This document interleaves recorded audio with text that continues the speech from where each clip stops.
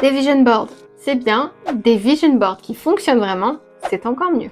Aujourd'hui, je t'explique comment créer un vision board avec un twist pour t'assurer toutes les chances de succès. Et si tu es sceptique, je sais, moi aussi.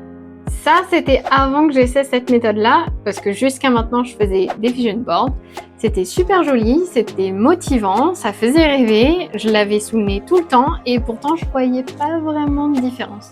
Mais ça, c'était jusqu'à temps que je teste ce que je vais faire aujourd'hui avec toi. Depuis que j'ai mis en place ce que je vais te montrer aujourd'hui, ça a fait toute la différence pour moi. Donc ce petit système-là m'a montré que j'avais tort. Avant de commencer, si tu ne sais pas ce qu'est un vision board, je t'explique rapidement. Si tu sais déjà, tu peux avancer jusqu'au prochain chapitre. Globalement, un vision board, c'est un tableau sur lequel tu vas poser des citations, des images, des données, des screenshots, tout ce qui pourrait être utile à représenter la version de ton futur idéal et ce que tu aimerais accomplir. Et ce, que ce soit professionnellement, personnellement ou les deux. En fait, quand on imagine son futur, on va activer les mêmes zones du cerveau que celles qu'on utilise et qu'on stimule lorsqu'on fait une action réelle. Donc quand tu visualises, tu fais croire à ton cerveau que tu as déjà atteint tes objectifs. D'ailleurs, pour te donner un petit peu de données derrière tout ça, il y a TD Bank qui a réalisé une étude sur plus de 1100 personnes et 500 propriétaires de petits business pour montrer l'influence que les vision boards avaient sur la réalisation des objectifs. Et bien cette étude, qui a d'ailleurs été mentionnée dans Forbes, a démontré que 82% des propriétaires de petits business qui avaient un vision board ont réalisé plus de la moitié de leurs objectifs. Bien sûr, objectifs qui étaient sur leur vision board. Je sais pas toi, mais moi ça m'a donné une bonne raison de m'y mettre. Et maintenant, c'est à notre tour d'attaquer le nôtre. Première partie, on va parler de construire la partie vision de ton vision board. Première étape, ça va être de reprendre les objectifs qu'on a définis dans la dernière vidéo sur 90 jours. Et si tu n'as pas vu cette vidéo, je te la mets dans la description. Donc je te conseille de commencer par ça avant de regarder cette vidéo-là. Donc dans cette fameuse vidéo, on avait défini 2 objectifs principaux sur 90 jours et 2 ou 3 side quests qui étaient des objectifs plus mineurs, qui étaient des à côté un peu sympas à voir, mais qui n'étaient pas aussi importants que nos objectifs majeurs et prioritaires. Donc là, on est dans la partie un petit peu fun du vision board, celle que vous connaissez d'ailleurs sûrement, c'est là où on va coller toutes les images, les citations, etc., etc. pour représenter nos objectifs. Le but est vraiment de trouver des images qui t'inspirent et qui te motivent. Donc fais ta petite sélection, imprime tes images ou alors sauvegarde-les si tu fais ça en version digitale, découpe des magazines, des revues. De mon côté, j'ai déjà imprimé tout ça et je suis prête à attaquer. Attention par contre, petit détail, essayez de les classer par objectif. Donc séparez votre feuille ou votre tableau et ensuite ajoutez tous vos visuels par objectif dans les différents coins de la feuille. Donc je vais vous montrer ça tout de suite maintenant. Donc comme je t'avais dit, moi j'ai imprimé des petits trucs là. J'ai écrit toutes mes micro-étapes juste ici. J'ai déjà préparé des aimants, des cartes, des stylos ou quoi que ce soit pour écrire et du coup on va s'attaquer au vision board. Et voilà, on est prêt à attaquer. Du coup de mon côté j'ai un énorme tableau, donc je vais le diviser en 2 et je vais simplement utiliser une moitié pour faire mon vision board. Donc dans mon cas j'ai 2 objectifs principaux et 3 side quests. Étant donné que mes objectifs principaux ça va être ma priorité, ce que je vais faire c'est un petit peu organiser mon tableau comme ça. Donc là je vais avoir objectif numéro 1. Objectif numéro 2 et après je vais diviser cet espace là pour accueillir mes 3 side quests, étant donné que je t'ai dit pour mes side quests en fait je vais pas avoir de visuel, c'est surtout les micro étapes, des citations et ce genre de choses, mais vu qu'ils sont moins importants je préfère avoir les visuels sur objectif numéro 1, objectif numéro 2 plutôt que sur les side quests.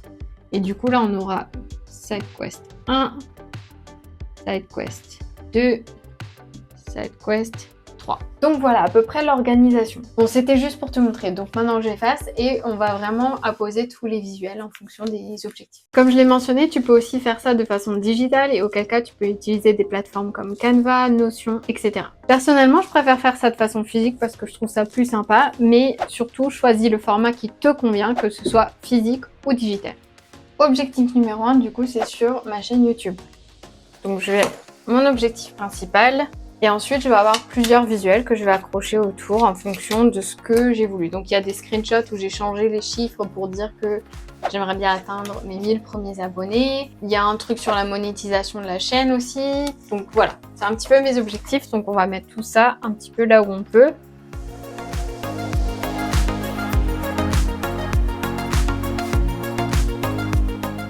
Ensuite, j'ai mon objectif numéro 2 qui va être plus sur la santé, le fait d'être plus fit, etc. Donc pareil, je vais ajouter tous mes petits visuels que j'ai.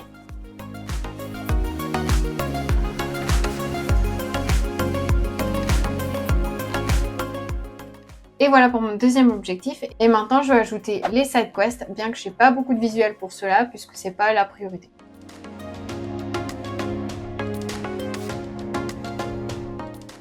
Et voilà, du coup maintenant il me reste plus qu'à ajouter les micro-étapes par objectif à côté des objectifs, comme ça je sais que cet objectif là, c'est ces visuels là, plus ces micro-étapes là. Maintenant qu'on a fait la partie vision, on va s'occuper de la partie action. Donc auquel cas c'est le petit twist dont je te parlais qui va faire toute la différence. Donc ici encore on va avoir besoin de ce qu'on a fait dans la dernière vidéo, c'est-à-dire dans l'étape numéro 4, on avait planifié nos objectifs, c'est-à-dire qu'on les avait divisés en micro-étapes. Donc on va avoir besoin de ces micro-étapes là. Donc maintenant vous allez prendre des post-it et écrire en fait ces micro-étapes là sur les post-it. Donc personnellement j'ai décidé de prendre 3 couleurs différentes pour essayer d'alterner entre les objectifs, les side quests avec les différents post-it. En soi vous pouvez vraiment utiliser des post-it de la même couleur, c'est juste que j'avais besoin d'un petit peu de couleur et de fun sur ce tableau pour attirer l'œil.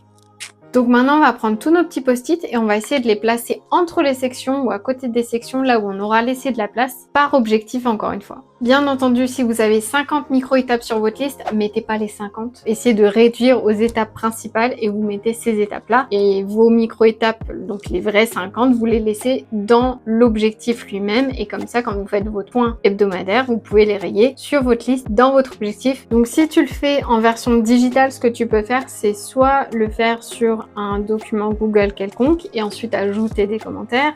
Sur Notion, tu peux également ajouter des commentaires. Et si tu le fais sur Canva, tu peux simplement ajouter des petits rectangles avec ton texte et dès que tu as fini la micro-action, tu supprimes ces triangles-là ou ces rectangles-là ou la forme que tu auras choisie. Du coup, maintenant, il me reste plus qu'à ajouter les micro-étapes par objectif.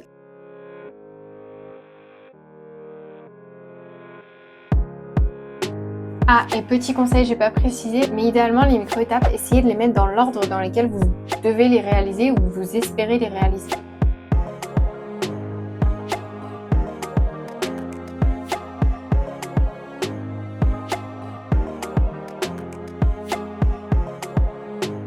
Et voilà notre petit vision board. Bien entendu, ça peut être bien plus visuel que ça, si vous préférez avoir plus de visuels, ou par exemple si vous planifiez un voyage, vous pouvez avoir plein de belles photos d'endroits que vous voulez aller visiter, etc. Donc maintenant, comment utiliser ton vision board?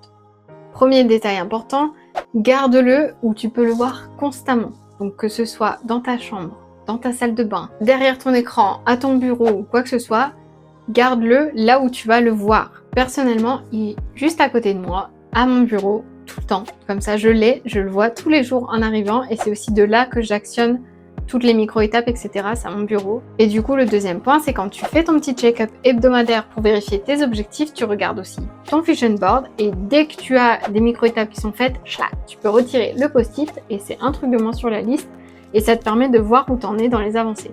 Donc là encore, tu fais le point sur ce qui est en retard, ce qui est en avance, ce qui est dans les temps. Par exemple, ce que je ferais si je faisais un point là-dessus, ça serait ok, donc ça j'ai fait ça, ça je l'ai fait, ça je l'ai fait, et du coup je retire simplement les micro-étapes et ça fait 2 post-it en moins sur le tableau. Plus vous allez retirer des choses, moins il y aura de post-it et plus vous allez voir que vous allez accomplir des choses.